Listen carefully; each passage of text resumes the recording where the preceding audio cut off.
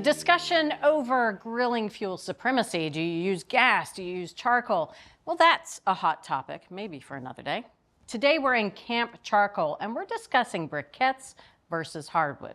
Are either better? Well, we'll see because Adam's here and he has literally brought fuel for this fire. Let me tell you, Bridget, we were all about finding out what we could about the different kinds of charcoal. There are two main types. In front of you is that hardwood, also called lump charcoal, and we're gonna spill it out. And there's also briquette charcoal, which are the two bags in front of me. Right. I'm gonna spill that out.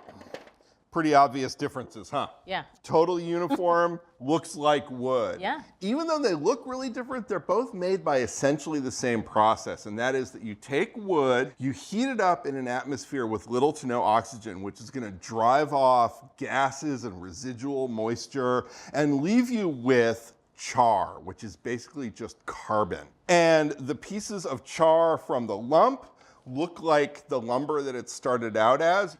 The uniform little pucks that are the briquettes, those start out as sawdust. So that charred sawdust is mixed with wood fiber and some starches and other ingredients, and then compressed into these pucks that you see here. We have 5 really popular brands, and before we lit a single fire with these, testers emptied out the bags just to see what you get in a bag of charcoal. The briquettes, which are these, were remarkably consistent with very few broken pieces. You could use almost all of it. Not the case with the lump hardwood.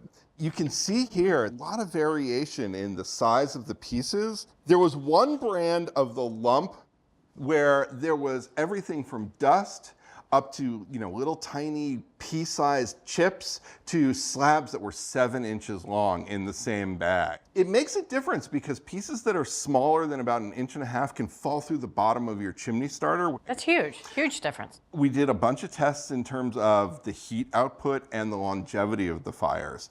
We did our tests in grills outside using a full 6-quart chimney starter of charcoal. Real life. Real life circumstances. And in those circumstances, the briquettes actually burned hotter for our tests. Okay. That's because of the density and weight. The briquettes are denser and they weigh more.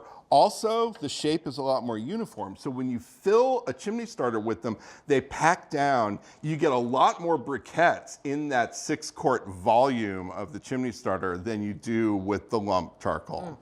In fact, 6 quarts of briquettes reliably weighed 5 to 6 pounds. 6 quarts of the lump charcoal, 2 to 4 pounds. That is a huge difference. A huge difference. And in terms of the temperatures that we got, with the briquettes, they were between 666 degrees and 729 degrees for the fire, about 100 degrees less for the lump charcoal. Really? Also in terms of the longevity of the heat output, the briquettes gave us a cooking temperature of 300 degrees or higher for 2.5 to 3.5 hours. That timing was only 40 minutes to 2 hours for the lump charcoal. That's enough to affect a recipe. Absolutely. Yep. Now, we did a ton of cooking, of course. There were 3 tests: flank steaks, which cook hot and fast, chicken thighs, which cook for about 40 minutes, and chuck eye roasts, which are low and slow. They go for about 2.5 hours. We had a lot of people tasting, a big tasting panel, and you know what? They could not reliably pick out differences either between the 2 types of charcoal or the brands.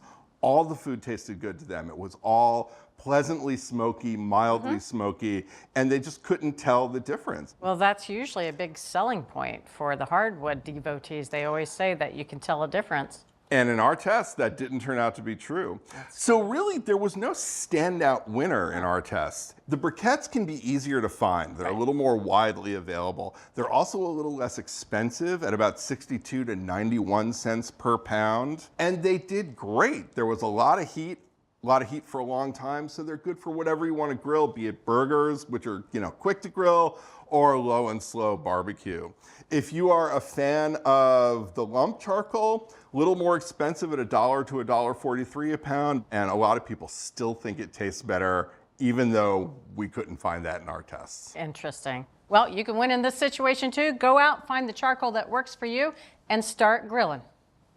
Want more new recipes and stories from Cook's Country? Then sign up for our Cook's Country email newsletter. It's free.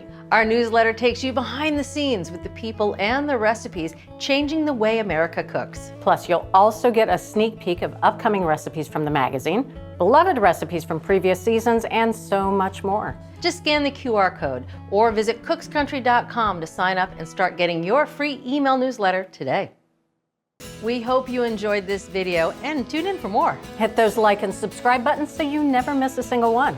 And if you're ready to take your cooking to the next level, try our digital all-access membership, where you can stream every season of Cook's Country anytime, anywhere, and always ad-free. Plus, you'll gain unlimited access to all of America's Test Kitchen fail-proof recipes, unbiased reviews, fresh episodes, exclusive offers, and more.